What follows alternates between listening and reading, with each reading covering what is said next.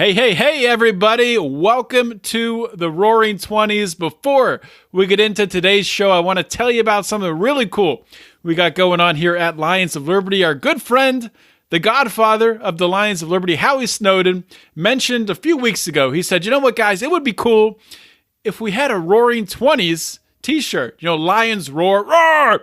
And it's the 20s. It's 2020. So it's like the Roaring 20s all over again. But it's going to be better this time because we have the internet. And because you have the internet, it means you can support great podcasts like Lions of Liberty. As a way to support the Lions of Liberty, we have created a Roaring 20s t-shirt that is freaking awesome. You can get this t-shirt if you join the Lions of Liberty Pride for $10 or up. Just on top of all the other benefits you get at those levels, you're going to get a free t-shirt. But you don't even have to join for $10 up. You can join at the $5 level, and we'll give you a sweet discount. Pick up one of those t-shirts, get the other stuff. You get access to the Pride, our Facebook group, all the bonus content, all this incredible stuff that we have. Check it all out, patreon.com/Lions of Liberty.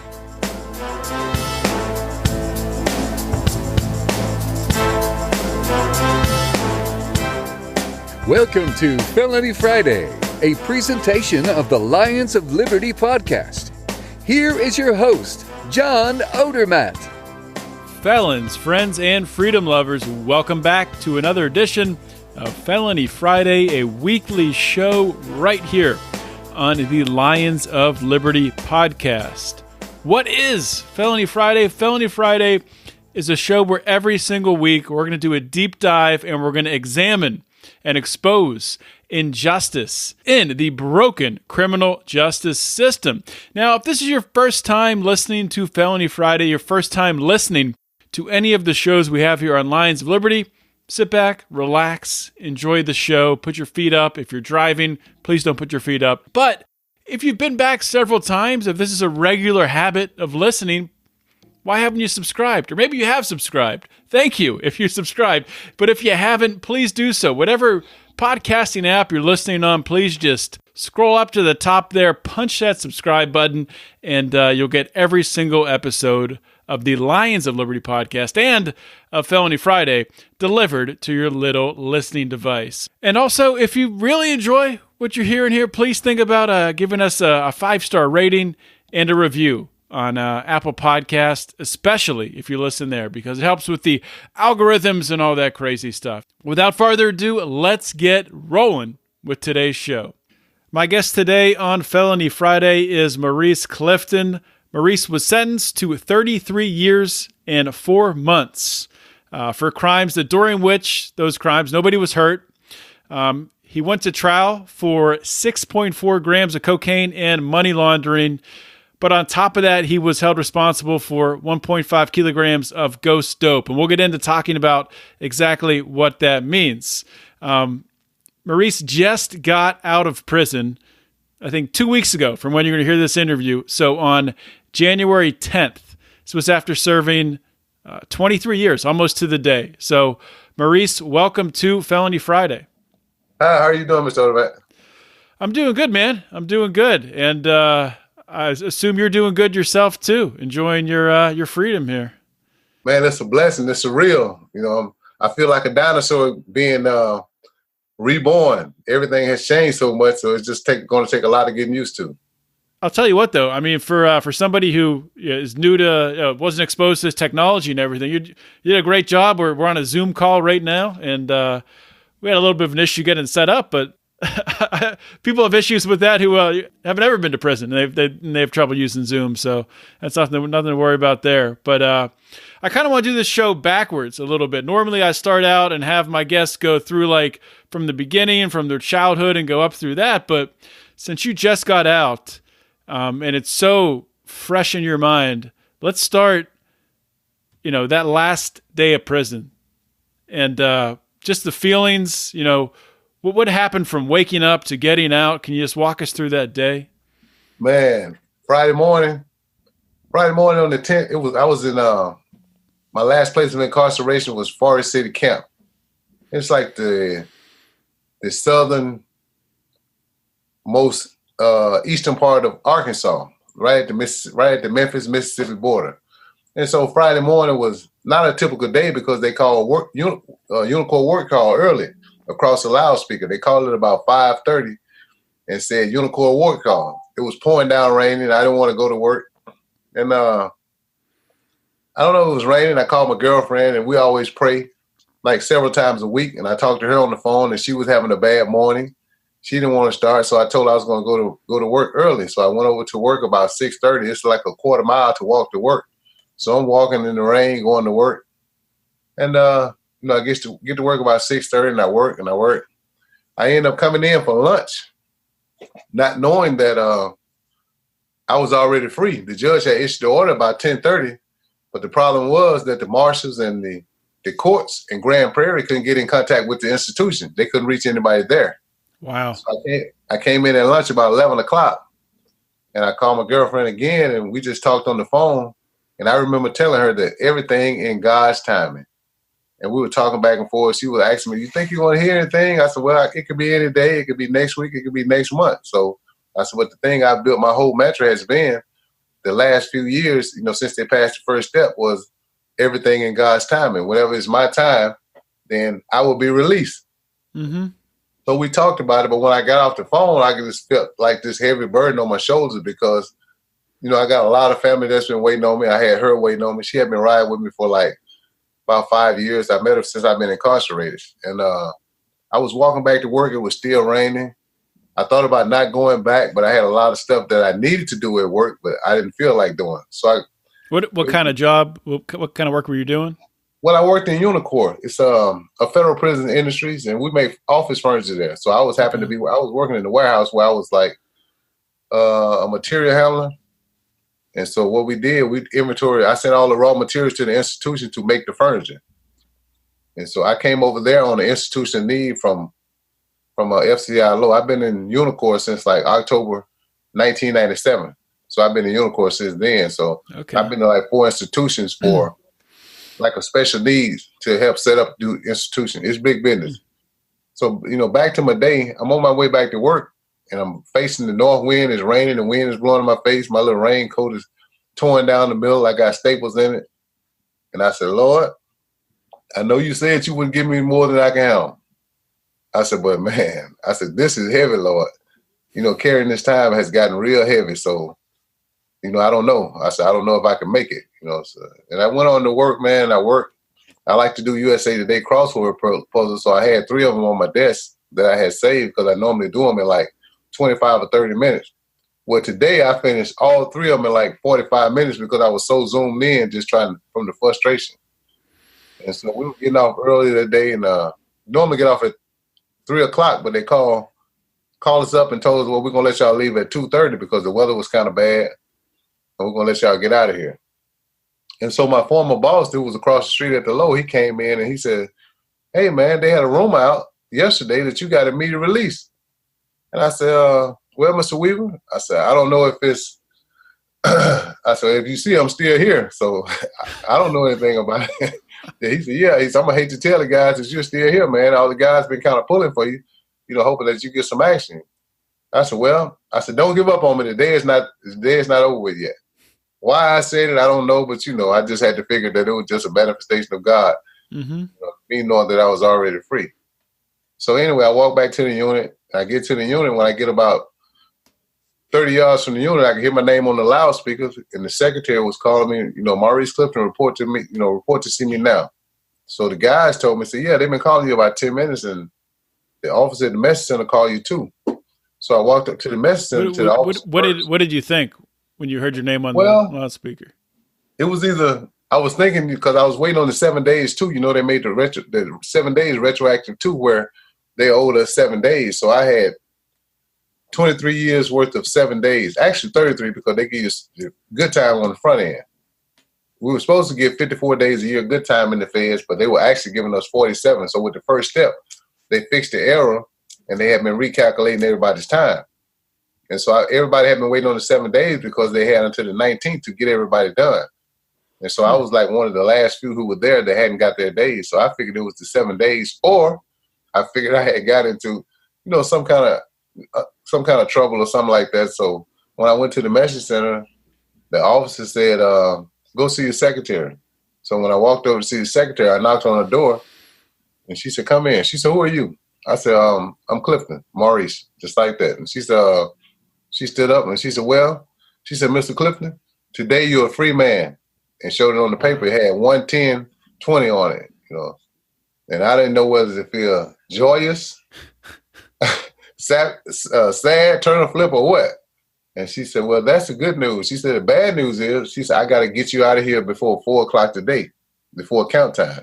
Wow. I said, that's not bad news. Just point me the way and I'll leave now. And so she said, no, you can't leave.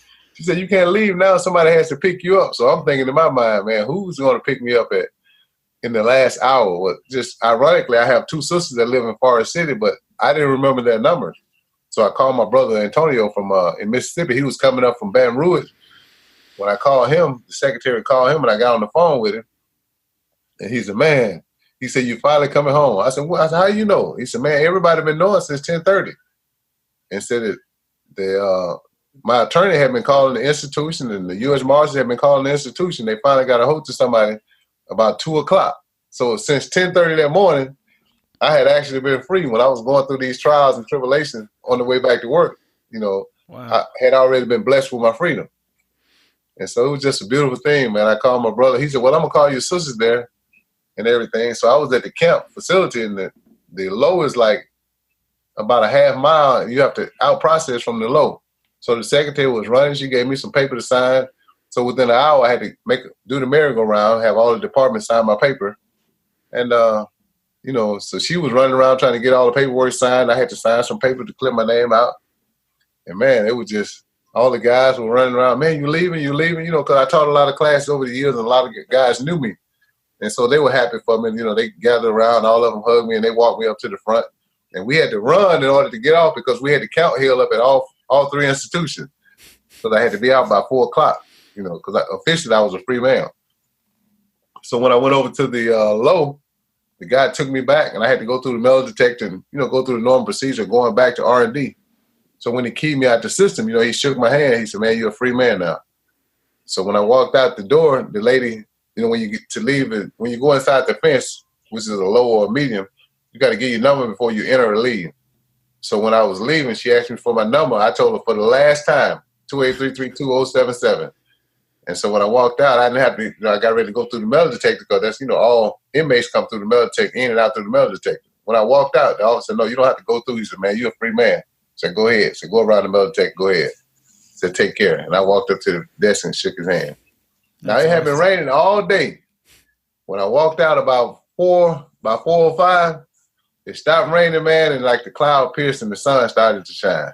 Oh, that's awesome. And I just thought it was, you know, I lost my mom in 2016, and that was one of her biggest wishes, that she wanted me to, you know, be home while she was still living. Mm-hmm. You know, I didn't get a chance to see that. And I just lost my son. I lost a son November 18th, a couple of months ago. So, you know, it's just. Sorry to hear that. Yeah. But I've survived, man. I got out, you know, my family took me to eat a steak. They asked me what I wanted to eat. I said, man, I hadn't had a real steak in a long time. I bought a steak, and I just had to buy it with my eyes. I took like 2 or 3 bites. The street food is a whole lot different than prison food. After 2 bites, I was already full. You know, so it's just been a blessing, though, man. You know, so God has blessed me, and I'm doing fine. Yeah. Yeah, that's an incredible story. So how long was the process? You know, it was the First Step Act that ended up getting you out. So when did you first find out that, you know, that you were going to get out, that things were at least, you know, working towards your release and getting your freedom? Probably in April. Mm-hmm. I wrote the course in January. They passed the first step in December 2018. So it went into effect January. So I wrote the judge in January, Judge Sharon Acock, and this is the first time in my 23 years that any law has passed that the Northern District of Mississippi had appointed me an attorney. And so, okay, I became hopeful then. So when I wrote to the probation officer, and when I called them, I talked to the attorney. They said, well, Mr. Clifton, we don't think that you're eligible. So I'm like, I've been studying the First Step and following it ever since it came out. So I had every I had read every scenario and just had looked up case law to know that it applied to me. Mm-hmm. I went to trial for 6.4 gram. I had relevant conduct that held me responsible for 1.5 kilogram. And so they abolished the 1.5 kilogram in 2008. I actually should have went home in 2008. But all my motions were still pending. So what is, just to pause on that for a minute, can you explain what that means? Because I referenced it in the intro, the ghost drugs, 1.5 relevant conduct. What does that actually mean? That means that if I can go to, let's just say my charge was aiding and abetting, not that I had any drugs, but because I was with somebody that sold 6.4 gram and I didn't tell on them. That's the aiding and abetting part. Let's get that first, because a lot of people, when they see I went to trial for 6.4 gram, now I was the aider and abetter. The principal only got 31 months initially. Really? He got 31 months. I got 33 years. He went home after he testified against me. Yes. Wow. I got my trial transcript. I was just going through, and I like to send his name so y'all can look at it. But we went to trial for aiding and abetting 6.4 grams, and he got 30. Well, he went a few months before me, and he got 31 months. Of course, he pled guilty, but here's the thing. On this charge, I wasn't even in the state of Mississippi on this charge. I actually closed the deal. My charge was from September 12th, 1996. Okay. I closed the deal on a house in Killeen, Texas, September 12th, 1996. So I was in Killeen, Texas. So they had 3 hours of audio with none of my voice on it. They had 3 hours of video. I'm nowhere on the film. Mm-hmm. The only thing they had was somebody saying that I was in a car with tinted windows, that I was on the passenger side of the car. And that, so I aided and abetted him in selling the 6.4 gram. And so I end up, but the ghost dope is just, they take you to trial for one charge. Let's just say they take you to trial for 6.4 gram. Once they get the conviction, then once you go to sentencing, then they're allowed to get people who are looking to get a time cut and say, yeah, I sold dope for him. Now, listen to this. If you look at my indictment, I have no co-defendants, right? I'm the only one. Even the guy who I was supposed to aid and abet is not on my indictment. I'm the only one on my indictment. They gave me the leadership role, a 4-point enhancement, saying that I was the leader of 5 or more people. Who are the people? They didn't get indicted with me. This is my first offense, first federal offense, and everything. You know what I mean? I would like, I know when I tell you about it, it's easy to see, but if I can send it to you or fax you a copy, you look at it, you're like, wow, this is ludicrous. But yeah, what statute is that? Did you know? What 841B1B. Okay. Which one? What I got released under, or? No, the one that they got you, that they convict you under for being the leader. Oh, that's under.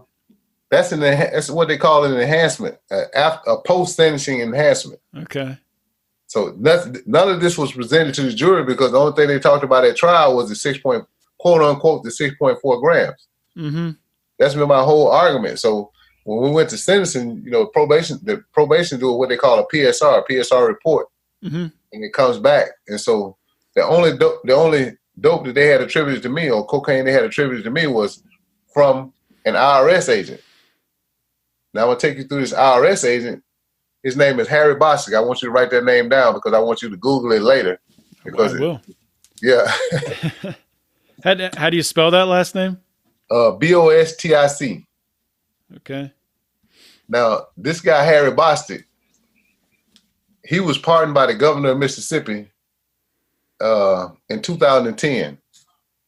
It was a nationwide thing. John Anderson, with Don Lemon and everybody,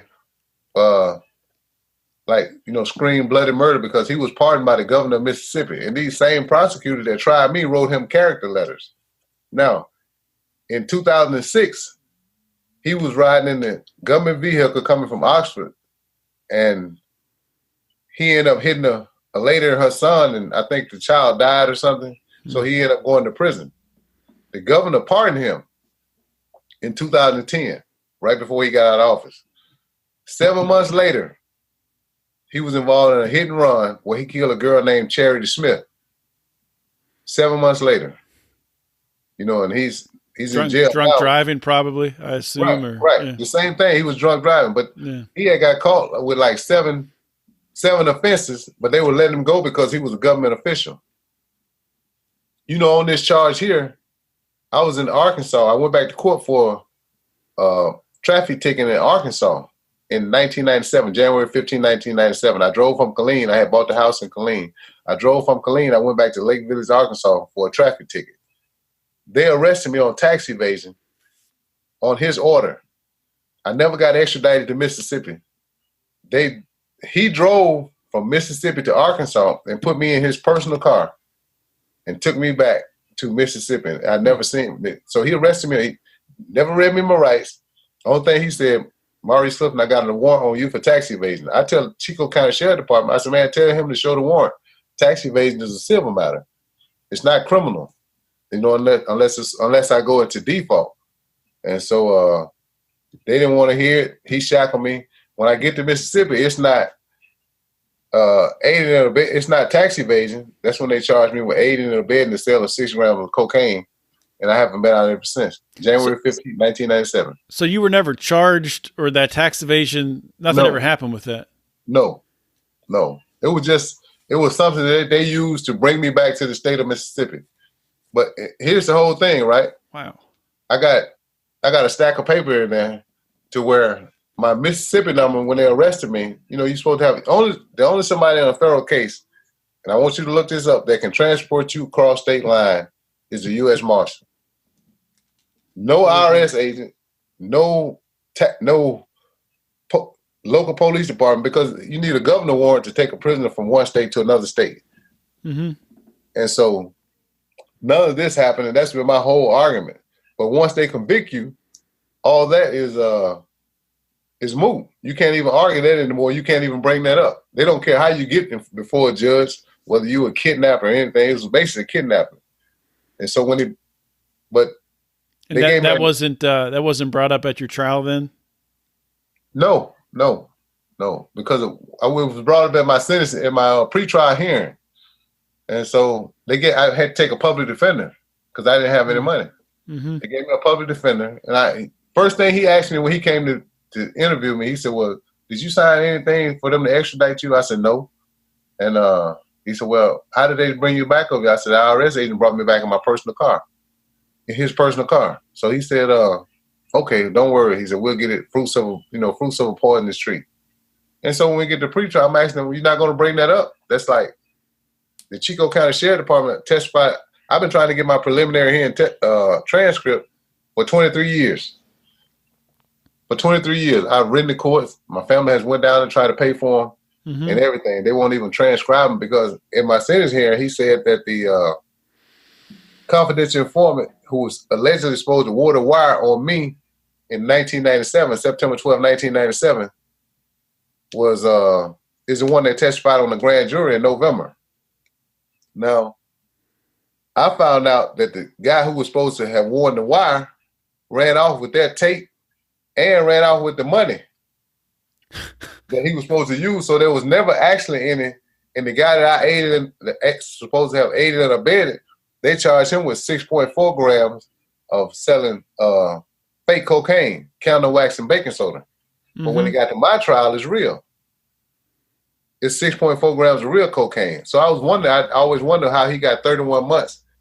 Man, I know it sounds like a horror movie, but I got the paperwork and everything. I mean, and the thing is, I've heard so many stories like this that are similar that to me, it doesn't sound unbelievable. I mean, it sounds unbelievable, but I believe it, if that makes sense, because the system is so screwed up. So you did take it to trial then for the 6.4, 6.4 or 6.5, whatever. 6.4. 6.4. And then it was during the sentencing when they throw in the ghost dope, right? The ghost dope. Yeah, the IRS agent testified in my sentencing. So when I get there, the same judge, I thank the judge for releasing me because the same judge actually released me and signed the order to release me. But at that time, we have our objections to the PSR report. Now, they have taken 2 charges that I objected to that I've never been to trial for, and I don't know anything about, and had them in my PSI to put me in a category 2. They did this to deny me the safety valve because as a first-time offender, I should have got the 2-point reduction on the safety valve. And they gave me the leadership role because the IRS agent said that he had guys that he had interviewed that said they worked for me. So I had my lawyer ask him, what's the name? He said, well, I don't have my folder. I don't know the names today. Then you shouldn't give me the leadership role today. Mm-hmm. You know what I mean? You gave me the 4-point enhancement. So it took me from what it was, they found me guilty. They found me guilty of 1.5 kilograms of relevant conduct. In 1997, that moves you from a level, I was at a level 24. That jumps you from a level 24 to a level 38. That's a 14-point enhancement. It's like a 14-point enhancement. All right. Then they give me the leadership role. That's like an 18-point enhancement because it's 4 points for the leadership role. So it takes me from a 38 to a 42. And even in my transcript, and I want to send you a copy of my transcript if I can mail it to you or scan it to you. Yeah, for sure. Or if you have Pacer, that the judge said if y'all had to charge him with another crime, I could have gave him a life sentence. He said, but I'm bound by the statute to stay within the guideline. You see what I'm saying? I should have got my sentence was calling for 60 to 71 months. But my enhancement took me from 60 to 71 months to 33 years. You know. Did you have a chance to appeal it? To appeal the enhancement? Appeal it and lost. Man, I had so much bad luck in prison, so I couldn't afford an attorney. So you have to try to get these jailhouse lawyers, to help you and stuff. There are some who are good, but there are some who are good and stay in trouble. So I end up going to Beaumont Penitentiary. And I don't know if you ever heard the story, but they call it Bloody Beaumont. If you can look at it. So I was there when there was a lot of killing. A lot of stabbings and a lot of killing. So is that in California? No, that's in Texas. Okay. Yeah. Just look it up, Beaumont, Texas. They got a lot of video on it. And anyway, I had a guy helping me, and he ends up getting stabbed and getting into like a ride, and he transferred all my paperwork. So after me, he was helping me with my 2255, and I ended up missing my deadline, so I didn't get the chance to file a certiorari. Apprendi come out, and 4 days later, after my final conviction ends, so the Apprendi is anything that doesn't go before a jury, they can't use to enhance you. So I missed that by 4 days, and so they tell me they would never answer my motion. Even when the police then I had the head of the task force. I had the IRS for the monetary crime, which was money laundering, and I had the Central Delta Task Force, was the agent named Ronnie Jones. In 2004, he got locked up for extortion and bribery. He pled guilty for framing cases and extorting people from 1994 to 2004. My case happened in 96. They never come back and said anything. He went to Texas County and did like 6 or 7 years. Now they had all his paperwork sealed because I've been trying to get his paperwork because he testified in my trial and he was the lead agent on my case and admitted to framing cases. My defense was the alibi. That's the reason I went to trial. So was he a part of the? He testified against you in the ghost drugs portion of it. Yes, sir. What did he testify? What did these IRS agents say? He said that he had guys. First, he said he was led on by the prosecutor, Chad Lamar, at the time at sentencing. When he got up, he said, "Yeah, there are guys that work for him. There was a couple of them." Chad Lamar said, "Don't you mean that there were at least 5 people working for him? It takes 5 people to get the enhancement." So just leading them along. Yeah. He leading them along. And so, yeah, we had numerous individuals say, and mind you, I've never got this radar material. Any of it. Have never had access to his report, the IRS agent report, or anything to see if this was ever true. I know it wasn't true because I got an affidavit from the guy that they said wore the wire. He was on the run. They arrested him like 2 weeks after I got arrested and for running away. And he took us to the courthouse and showed where they charged him with the the equipment and the money that was supposed to be used in my case. So actually, there was never any real drugs, at my trial, because he ran off with everything. Hey guys, just want to take a quick minute out of today's show to tell you about something that we're very excited about here at Lions of Liberty. Myself, Mark, and Brian, we are available to be speakers at your public or private events. We can, come on board and analyze current events. We can MC events. We can discuss and give speeches on specific topics, of which we, of course, all three of us are well-versed in different specific areas. You can check out our page on our website. We have a page, lionsofliberty.com/speakers, where we detail out all of our offerings. I know this is the very exciting convention season in the Libertarian Party, so if you're looking for a very attractive and handsome and funny person to headline or to give a speech at your Libertarian Party convention, you can reach out to me. If you're looking for somebody who's funny and goofy looking, maybe reach out to Mark or Brian. I kid, but check it out, lionsofliberty.com/speakers. We want to be a part of your next event. So what were they trying to set up? They were trying to set up, you buying drugs from him? Or yeah, they were trying to set up, him buying drugs from me. But the whole thing was... So what did he run off with then? The 6.4 grams or the money. I don't know if he ran off with the money. They had gave him $275 to make a buy for 6 grams. Okay. And but he ran off with the equipment, the radio transmitter and everything, and the drugs. His name is Earl Nelson. I'll send it to you. If you look at Pacer, you'll see it. And I'll send you a copy of the affidavit and everything, and then what they charged him with at the court, in the state court. So when he get arrested, after my pre-trial, he got arrested 2 weeks later. His name came across the news. I was in the Greenville City Jail right before Valentine's Day. His name came across. He said, confidential informant arrested for running off from a September drug buy.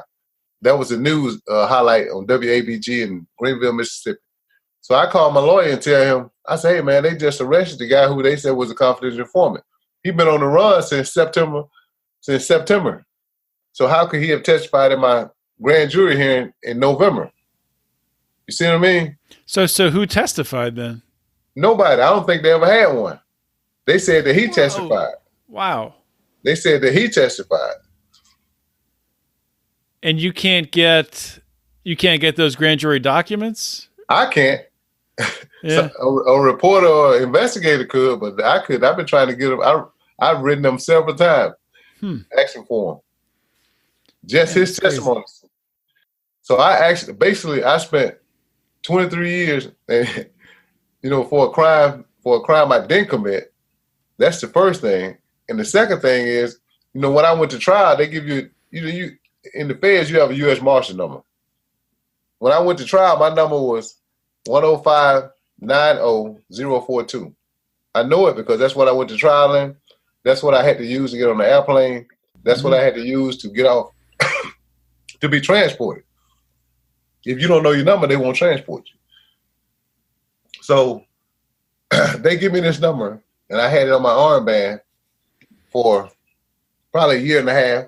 And during that time, I got it memorized. All right. When I leave Oxford, after I get sentenced May 20th, I leave in July going to the penitentiary.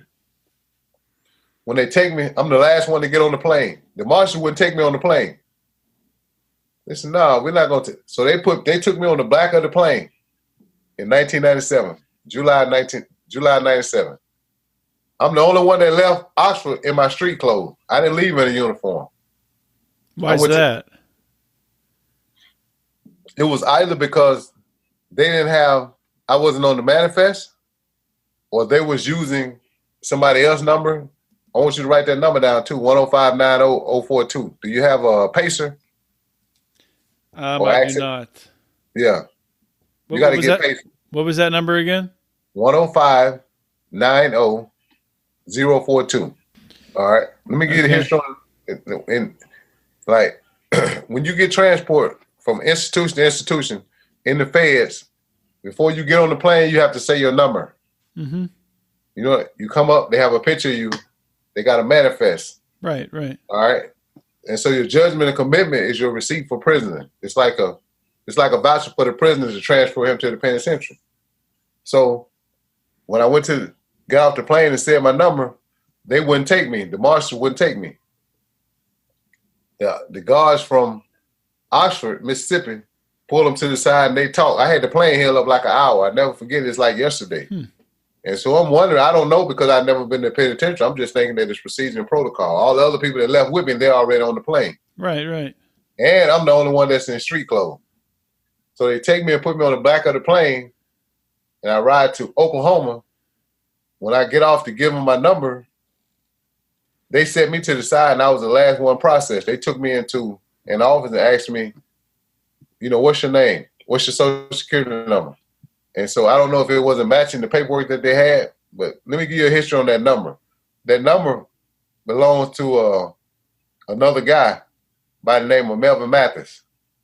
And how I found this out was when I first got to the penitentiary, I had that number, 10590. My family was writing me. They say, hey, we're writing you, and all your mail is coming back and said the inmate is not there at this institution. I said, well, this is the address. Everybody, And so they send you money, you get a voucher in your letter. So I wasn't getting any mail or anything. So I went to talk to my case manager, and he said, well, what's the problem? I said, I don't know, man. My family said they're writing me. All my mail is coming back and said they sent me money.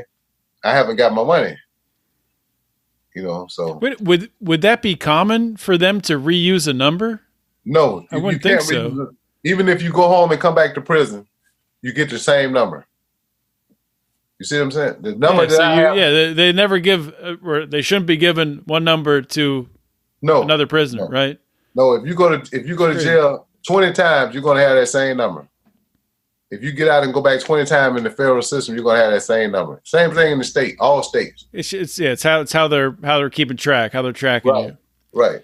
So anyway. So what do you think? What do you think happened there? That they use.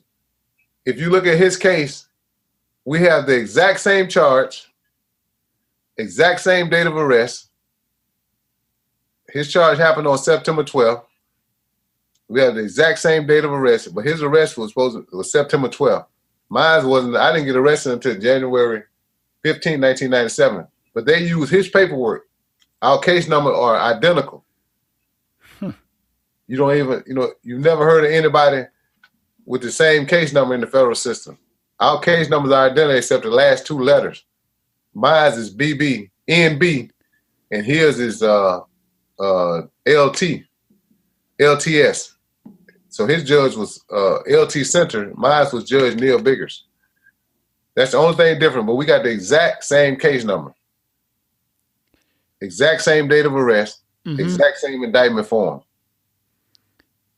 So, but I've never, to this day, I haven't received a signed copy that was where a warrant was issued for me by a judge. I've never seen, I've written for a certified copy. Every time they send it, there's no judge's signature on the warrant. But I wonder how did they arrest me in Arkansas on a Mississippi warrant anyway? That's been my thing. I've been wondering that for 20-something years. So how much time did this Melvin Mathis serve? 10 years.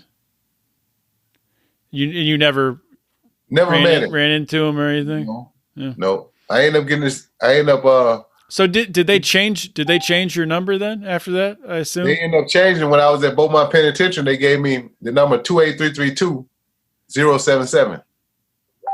That's a 1995 Northern District of Texas number. You get your number out of whatever district your case happened. So I got a 077 number, which is the Northern District of Texas, and my case happened in Mississippi. If you want to get technical, I got arrested in Arkansas. I should have had an Arkansas number. You see what I'm saying? It's actually wherever the marshals handling your case, wherever. But it wasn't a marshal that brought you back. It was an IRS agent. Harry Boston. You'll see when you Google this story. You'll see. Man, this case is crazy.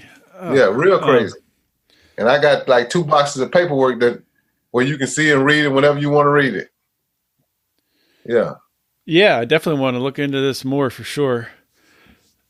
So just to get to like, personally, you dealing with this sentence, all this stuff happens. You end up in prison. You're facing your sentence was what, 33 years? 33 years. 4 months. What was your mindset? What did you lean on to get through that? Well, the one thing I had to learn going into prison, and I've been blessed, man. I've been blessed because it's like I was covered and protected. Because I've seen so many guys die in prison, either by suicide, either by violence. So one of the things I never drank to smoke on the street, growing up. And so I think I was fortunate enough. I just never wanted to. So I never succumbed to that. So I've always been a leader, and never a follower. But coming into what they call the concrete jungle, they have what they call cliques and cars, and everybody's, ganged up together. So I've been a man that always stood on my own. So I got blessed to get sent to a unit to where we had a lot of guys who were Christian. And so I ended up, I stayed out of my way. I was pretty good in sports. So once you're good in sports, people, they have a certain amount of respect for you. And I was pretty good in basketball, so I kind of earned my right for guys to, they didn't really bother me because they used to like to see me play basketball. And I always carried myself in a, respectful way. Mm-hmm. But the thing that I had to do was I had to sever that tie with the outside world. A lot of guys, when they become incarcerated for long periods of time, they're still trying to live with 1 foot in the street and 1 foot in the penitentiary. There's so much tension with gangs and racial tension inside the penitentiary that one wrong move could cost you your life. One of your homeboys could get in trouble and you could be in an all-out gang war. I've been in 4 riots, and I've been blessed to have survived all of them, without injury or anything. And, just it's like a ticking time bomb. And when you're in a penitentiary, the tension is so thick, you can cut it with a knife. You get up in the morning at 5 in the morning, and you end up, as soon as the door opens, it's just like routine. As soon as the key hit the door, you're already up with your boots on and everything. You're fully dressed because you don't know. You got to get up and see what's going on. So it's just like it's like a powder keg, just waiting on the right spark to ignite it. And so, I've witnessed my first murder probably. I've seen a couple of suicides before. A guy I used to work with, used to call him Ghost. I don't even know his real name, but we used to work every day, and he was going through some problem with his family. And I never forget, he was like, I said, "Man, you okay?" We used to walk and talk. This is before I went to Unicorn that summer. And he said, "Man, I'm just tired." Yeah, probably had been down about 10 years in the penitentiary. And they said his wife had left him, and he ended up hanging himself, one night. And that was kind of hard on me. So I've seen guys, man, I've seen a lot of violence, a lot of suicide, and like I said, a lot of murders in prison. But thank God I made them through all. But the way I survived was I had to cut my ties to the streets. I wrote my kids, and I've always tried to be a great father, and I always wanted to teach them and tell them how not to make the mistake that I made and to stay off that path. Because it only takes one mistake to where it sends you to, you can get sent to a penitentiary. Mm-hmm. Yeah, so it was rough, but I started teaching, and I stayed. Everything that they offered, I would take. Computer classes, typing. I didn't know how to type when I went to prison. I saw your the list of all the courses and stuff you've taken on the change.org. Yeah, it is. It's long. It's long, man. Yeah. Thank you. And that's not even counting the classes that I've taught. I've taught a lot of classes, and Toastmasters don't show up there because it's an outside. My auditing from the street doesn't show up on there because it was from the outside. These are outside courses that I take. I became a certified auditor. I stayed busy taking classes and trying to rehabilitate myself. So in case the opportunity came to me, I would be able to be gainfully employed. So that's the thing, man. Education was the key for me. A lot of guys, I know some guys that's been down 15, 16 years that have never taken a class because they're caught up in the same things you have on the street, they have in the penitentiary. Mm-hmm. The exact same thing. That's everything. The only thing that they don't, when I say everything that they have on the street, they have inside the penitentiary. So it's still the same thing on the street. It's just a choice that you make, you either you're going to succumb to it or you're going to walk by it, Mm-hmm. you know. So I wanted to ask you also, it was the First Step Act that got you out. Were you, did you apply for clemency when the Obama administration was doing their round back in, what was that, 2015, 2016? 2014? Actually, yeah, the clemency initiative started in 2014. My clemency initiative is still pending. I'm going to send you the copy of my case number.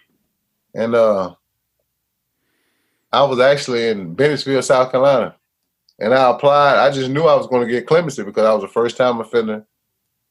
And I find out now that the prosecutor, every time I file a motion, the prosecutor, who was good friend with this IRS agent, was writing a 10-page memorandum, like, against me. What?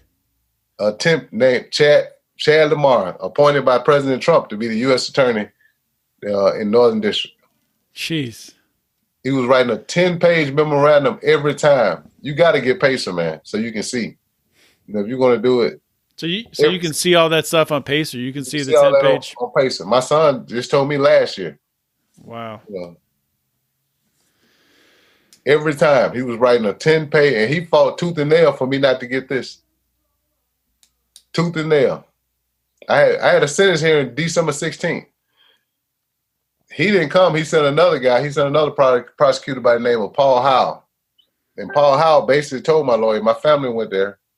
Paul Howell basically told my family member, he said, hey, he said, man, he said, I think Maurice deserves his freedom, but they sent me here to do a job. If I don't do my job, then I lose my job. To me, that basically meant that he had to do what Chad Lamar told him to do, or he was going to be fired. And so, because in all the other districts, the prosecutors, with a record like mine, it's educational transcript, and with me having no issues with disciplinary since I've been incarcerated, and I had staff letters and everything, and tons of letters from family and people in the community that would say they would help me, reintegrate back into society. The prosecutors are basically, giving way, saying, okay, this guy deserves his freedom. And just think now, what the first step, what it did was change my statutory maximum from 40 years to 20 years, from 0 to 20. So the statutory max, even if the judge threw the book at me, he could only give me 20 years. Mm-hmm. So I did 23, right? I did 3 years over, actually 5.5, because you only do 17 years, 6 months on 20 years. So when I got out, they didn't give me any paper. My case manager told me that I didn't have that I had 0 years, that I didn't have any supervised release. Mm-hmm. But I didn't want to take the chance. So when I got out there Friday, Monday morning, I went over to see my attorney. And my attorney said, I think you got 3 years supervised release. That's on Monday. So I said, okay. I said, why would I have 3 years supervised release when I did 3 years over the maximum amount of time that he could have gave me? They should have applied that 3 years towards my supervised release. Right? You would think so, yeah. So listen, Wednesday morning, it was a Wednesday I got arrested too in 1997, January 15, 1997. Wednesday morning, if you look at Facebook, I did a live video of me going back. I want you to go back and look at that. Okay. I'll link to it on the show notes page. Okay. I went back to go see the probation officer. All right, I went upstairs. First thing they tell me I have 5 years. They said, you got 5 years supervised release. I said, no. I said, my attorney said I have 3 years. But actually, the paperwork, I said my case manager when I left prison didn't give me any paper, told me that I don't have any supervised release. Mm-hmm. That's my case manager when I got released. They didn't give me one piece of paper when I left. They said, you're a free man. You don't have any halfway house. You don't have any supervised release. But me knowing how the Northern District played, I didn't want to take the chance. Right. Because I could have been violated and sentenced to those 3 years back in prison. Mm-hmm. So I had my brother Antonio. My brother Antonio took off work and he drove me over that Monday morning. and I'm gonna send you some pictures too. I met with my lawyers. I promised my lawyer that fought for me, Kai Kasai, that I would come and shake his hand because he did an excellent job, fighting and presenting case law, on my behalf. Gregory Parks and Kai Kasai. So yeah, I think I saw a picture. You put a picture on Facebook with him. Right. He's a public defender. Yeah, those two guys are public defenders. The Asian guy is the guy who actually prepared all my motions and everything, did all the research. And but anyway, I went to the probation office. They said, "No, you got 5 years." I said, "Sir, I'm not trying to argue with you. I understand." I said, "But when I left the prison, they told me I didn't have any supervised release. According to the order that the judge issued, I have 3 years supervised release. Now you're telling me that I have 5. Yeah, we're looking here." I said, "No, you're looking at." I said, "Did the probation officer supposed to do a new PSR? Anytime the law changed, they're supposed to do a new PSR. They didn't do that. So they still had me under the old statute. They still had the old JNC and the old statute. Reason being, on my old statute, you got that 105-90042 number on there. So they can't do a new JNC because I don't have a judgment and commitment for 28332077. You see what I'm saying? So they can't do it. They can't do a new PSI because on my PSI, and I'll send you a copy of that. On my PSI, my JNC, I got 105-90042 on there. They can't do it. They can't do a new one. So what happens? So he tells me, finally, he calls Oxford, I guess, to the judge's office and everything. They stay back there about 25 or 30 minutes. He comes out and says, "Oh, yeah, you do have 3 years." I said, "Okay, now my question is this. If I have 3 years supervised release and it shows that the statute went back from 0 to 20, with 20 being the statutory maximum, I did 3 years over. Even if I had a flat time, I said, that's what good time is for. Your supervised release is like a 15% prorate of your actual sentence." I said, "I did 3 years over." I said, "Can I take the 3 years I did over and apply it to my supervised release and, be through with supervised release?" "Oh, no, that's two distinct sentences." It's not two distinct sentences. Yeah. That's what he's telling me. I said, "Man," I said, "Listen, that's all I did. That's all I did while I was incarcerated was stay in the library researching." It's one sentence. If the judge had to gave me 1 month over on supervised release, the appeals court would overturn it because he gave me 1 month too much of supervised release. I said, so it's the same sentence. I did 3 full years over my statutory maximum.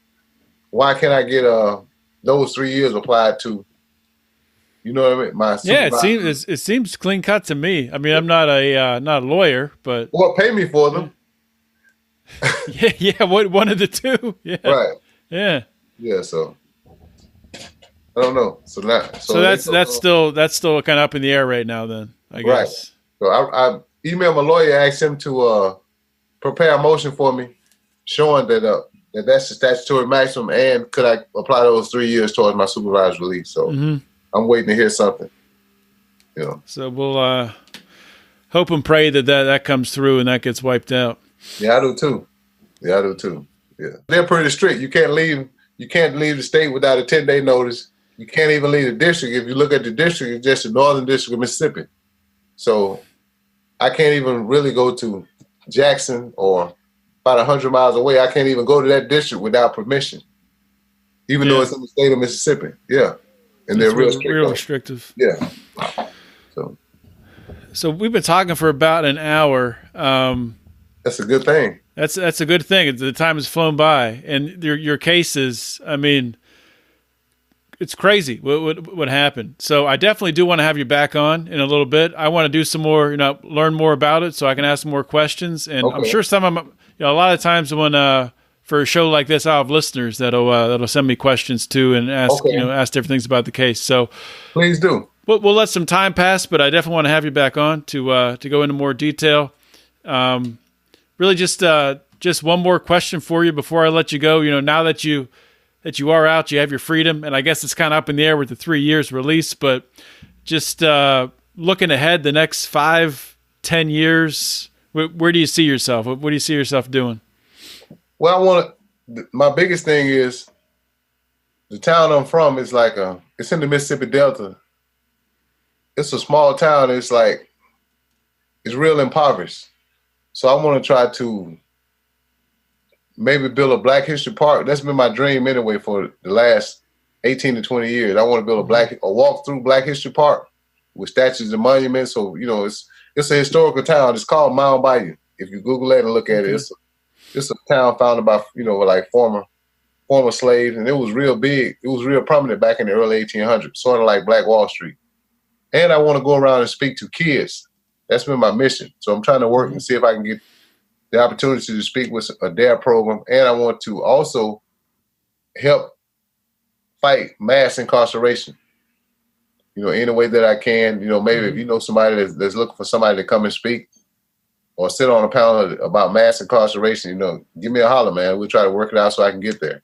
I actually got invited to one in Little Rock on March 25th, so I'm going to shoot there by my probation officer. So they want to pay my trip there. So, FAM is going to be there, Cut 50 is going to be there, and the Can Do Foundation. So I'm looking forward to being there for that one. And so I'm hoping to get to Washington, D.C. and sit on a couple of panels to talk about mass incarceration because they don't prepare. There's no help. I haven't had one. I've reached out to a lot of organizations. I haven't had one to help me. I've been going 23 years. If I hadn't educated myself or sort of prepared myself to be mentally strong to fight through this drought, then you almost force a man to go back to committing crimes and doing what he wants to. You know what I mean? So if you're not strong enough to resist that, then you're going to be in trouble. So that's not an option for me, man, because I got 14 grandkids now. My sons came to see me this weekend, and I'll send you some pictures of that. I really hadn't had a chance to post them. They made it back home. Their wish, all my grandkids, none of them were born when I left the street. And so, but they, my sons have been bringing them to see me. One of my other sons, he's coming down. He's bringing my other grandkids down to see me. And so those grandkids will keep you busy. Oh, man, I had a rough weekend. A good weekend, but rough because they're real busy. So it was their birthday. It's some twin, Julius, Jordan. It was their birthday this Sunday. So their birthday wish was to come see Grandpa. That's awesome. So my son picked them up and brought them. So they had Cam and Ava, and I had all of them, and I seen some pictures from them. Cool. And the little live video that we did. So I spent some time with them this weekend. And so it's been a blessing, man. It's been a blessing. I had a lot of people to come by and, help me and offer me things and stuff like that, a couple pair of pants and stuff. But they don't have anything. I haven't received any vouchers or anything. They were supposed to refer me to somebody in Mississippi. And in this area, I don't see them doing that because it's so secluded and it's so rural. Where could I'm 10 miles from the closest Walmart. And it even closes early. It doesn't stay open 20. I don't think it's a 24-hour Walmart. I'm not even sure. And I'm having problems getting my license because they said that I've never been in the system for a driver's license. So I got to study for the test all over. And somebody used my ID while I was incarcerated and got a suspension pending in Illinois. So I got a certificate of incarceration. They said, well, it's up to me to take care of it. So now I don't have a driver's license. Somebody stole your identity when you were locked up. Wow. So I don't know, man. But one thing about it, I'm not going to give up, and I can't go back. You have the right attitude. I got to commend you for that. I mean, it's been 10 days, 11 days, right, since you've been out. And, 11 days. Man, your attitude is incredible. I think people who have never done time in prison can learn a lot from you. I mean, people. A lot of times, people put themselves in their own prison, and they get down and distraught, and they're going through life, and to see someone like yourself that went through what you went through, and to come out and be optimistic and have a positive attitude, but learn a lot. Think about this though. You know what I realized since I've been out? That a lot of people out here are still incarcerated, John. Mm-hmm. They're incarcerated to their jobs. They're incarcerated to bills. The only thing they don't have is the bars. Mm-hmm. You know what I mean? Yeah. So I look at it and say, I'm sitting back and I'm watching them going, and it's like everybody has lost the the social aspect of life. Mm-hmm. Man, I walk by people, they don't even, when I left Mississippi before in 1997, everybody used to speak to each other. Now nobody speaks to each other. Everybody's angry.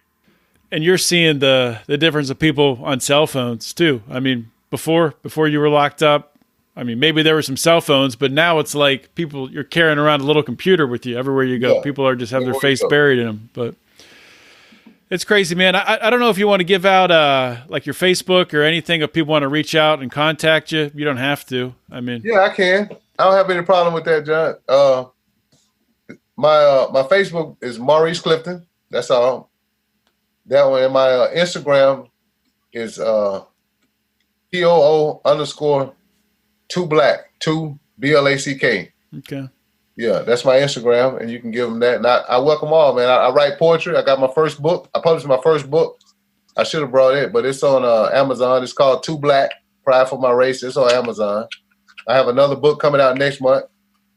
And then it's going to be, it's called Poetry in Motion, From Love of Woman to Love of Self to Love of God. I actually have 4 written already. Mm-hmm. So I just got to go through the steps of getting them published. So. Well, that's awesome. I just remembered, I actually just Googled that to find your book because I had it in my notes and we didn't even talk about it. But, yeah. I definitely got to have you back on. And we'll talk about your books as well, again, update on the case. But it's been great to get to talk with you and to hear about your case. And we'll definitely be in touch. Okay, John, make sure you send me the link so I can send it to my family and a couple other organizations. And get it out, man. Whenever you need me to talk, just call me. You got my number. You can call me personally anytime. Or whatever, even if you have to ask some questions to get some clarification about everything that you asked me or something that I said, mm-hmm. You can call me. I'm at your fingertips. Yeah, we'll do. And I'll get on Pacer too. And please do. Is it free to get on Pacer? Is there a bill or not that it matters really? But I don't know. It's not much. Mm-hmm. I think it's like $9.99 a quarter. I have to ask my son to see. But I tell you what, it's gonna blow your mind. I can imagine. It's gonna blow your mind. And, it's gonna. I'm telling you, man. It's just the level of corruption that's been at the behest of the Northern District, man, is unbelievable, man. You got guys like Durham McWinn or Terry Glasser who are still in prison because of these people. But then all over, man, I met guys all over with similar stories from New Jersey. You got Eric Gasser from New Jersey. He's one of the guys. He got a story similar.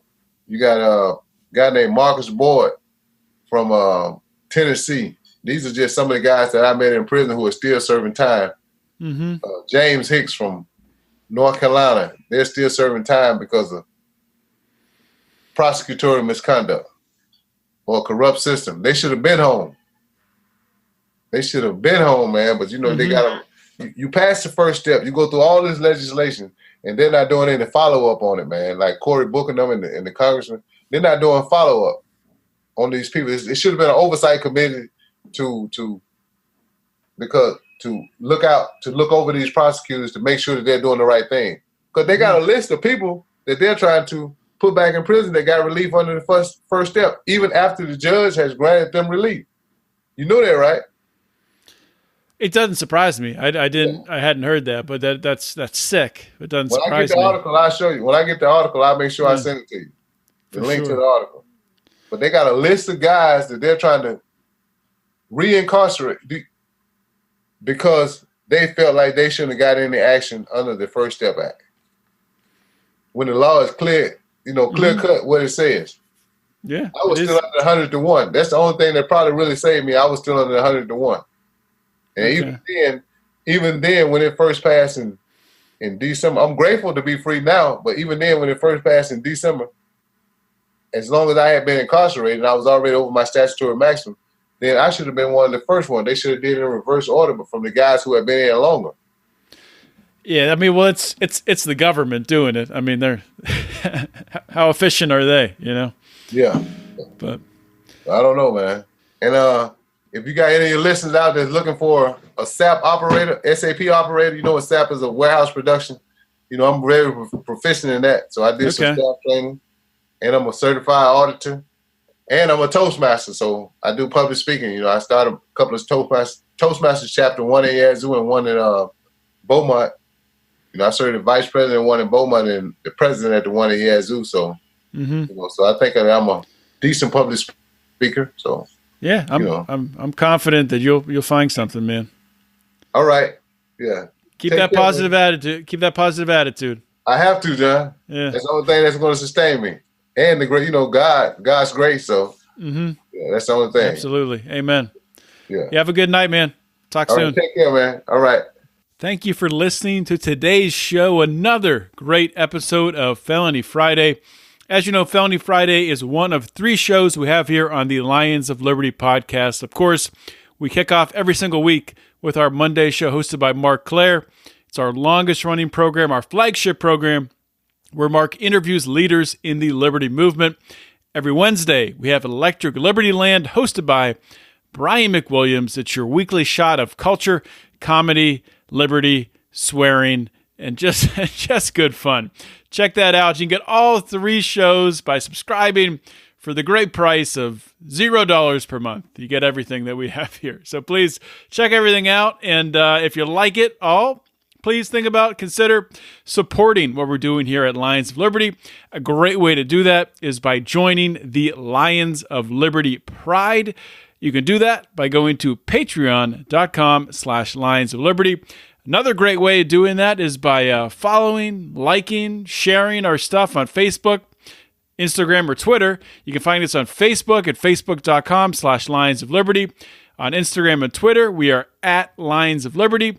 And the discussion forum where all the greatest and brightest minds go to talk about politics, liberty, everything that's happening in the world today, current events, the Lions of Liberty Forum on Facebook, which you can find by typing Lions of Liberty Forum in the search bar at the top of Facebook, clicking search, comes up, say you want to join it, answer a question, bam, you're in, and the rest is just going to be a great journey for you.